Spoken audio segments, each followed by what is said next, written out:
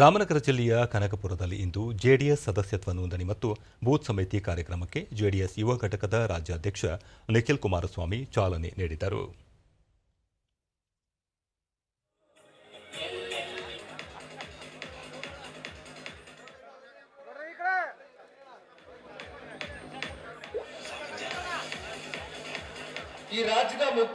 ಬಳಿಕ ಅವರು JDS BJP ಮೈತ್ರಿಗೆ ರಾಜ್ಯದ ಜನರು ಸಮ್ಮತಿ ಸೂಚಿಸಿದ್ದಾರೆ.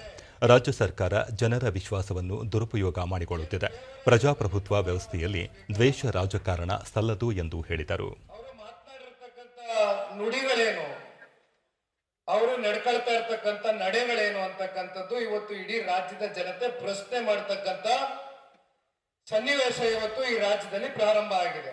ಅವರ ಬೆಂಬಲಿಗರಿಗೆ ನಂತರ ಸುದ್ದಿಗಾರರೊಂದಿಗೆ ಮುಂಬರುವ ವಿಧಾನಸಭೆ ಚುನಾವಣೆಗೆ ಬಿಜೆಪಿ ಜೆಡಿಎಸ್ ಜೊತೆಗೂಡಿ ಎನ್ಡಿಎ ಅಭ್ಯರ್ಥಿಯನ್ನು ಕಣಕ್ಕಿಳಿಸಲಿದ್ದು ಪಕ್ಷದ ಕಾರ್ಯಕರ್ತರನ್ನು ಹುರಿದುಂಬಿಸಲು ನಿರಂತರ ಸಭೆಗಳನ್ನು ನಡೆಸಲಾಗುತ್ತಿದೆ ಎಂದರು.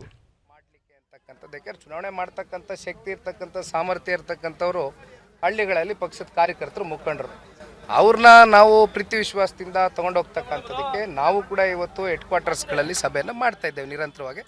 ಒಟ್ಟಾರೆಯಾಗಿ ಎನ್ಡಿಎ ಅಭ್ಯರ್ಥಿ ನಿಲ್ತಾರೆ, ಎನ್ಡಿಎ ಅಭ್ಯರ್ಥಿಯ ಗೆಲುವಿಗೆ ಜನ ಆಶೀರ್ವಾದ ಮಾಡ್ತಾರೆ. ಪ್ರಾಣಿಗೆ ಮಾಜಿ ಶಾಸಕ ಸುರೇಶ್ ಗೌಡ, ಕೇಂದ್ರ ಸಚಿವ ಎಚ್ಡಿ ಕುಮಾರಸ್ವಾಮಿ ಅವರ ವಿರುದ್ಧ ಅಧಿಕಾರಿಯೊಬ್ಬರು ಆಕ್ಷೇಪಾರ್ಹ ಪದ ಬಳಕೆ ಮಾಡಿರುವುದು ಖಂಡನಾರ್ಹ. ಈ ಸಂಬಂಧ ಪಕ್ಷ ಹೋರಾಟಕ್ಕೆ ರೂಪುರೇಷೆ ಸಿದ್ಧಪಡಿಸಲಾಗುತ್ತಿದೆ ಎಂದು ಹೇಳಿದರು. ಇಂಥ ವ್ಯಕ್ತಿಗಳಿಗೆ ಕಡಿವಾಣ ಆಗ್ತಾ ಇಲ್ಲ. ನಾವು ಸಹ ಪಕ್ಷದ ವತಿಯಿಂದ ಈ ರೀತಿಯ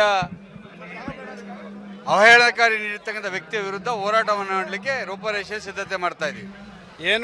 ಮಾಜಿ ಶಾಸಕ ಡಾಕ್ಟರ್ ಕೆ ಅನ್ನದಾನಿ ಆಕ್ಷೇಪಾರ್ಹ ಪದ ಬಳಕೆ ಮಾಡಿರುವ ಹಿರಿಯ ಅಧಿಕಾರಿ ವಿರುದ್ಧ ಕೇಂದ್ರ ಸಚಿವ ಎಚ್ಡಿ ಕುಮಾರಸ್ವಾಮಿ ಅವರು ಮಾನನಷ್ಟ ಮೊಕದ್ದಮೆ ದಾಖಲಿಸಬೇಕು ಎಂದು ತಿಳಿಸಿದರು. ಅಂತಕ್ಕಂಥದ್ದು ನನ್ನ ಒತ್ತಾಯ. ಜೊತೆಗೆ ಅವ್ರ ಮೇಲೆ ಕ್ರಮ ವಹಿಸಬೇಕು. ಸಂವಿಧಾನದ ರೀತಿಯಲ್ಲಿ ಕೆಲಸ ಮಾಡಬೇಕೇ ವಿನಃ ಸಂವಿಧಾನ ಹೊರತುಪಡಿಸಿ ಅವರು ಒಬ್ಬರು ಸರ್ಕಾರದ ಸೇವಕರು.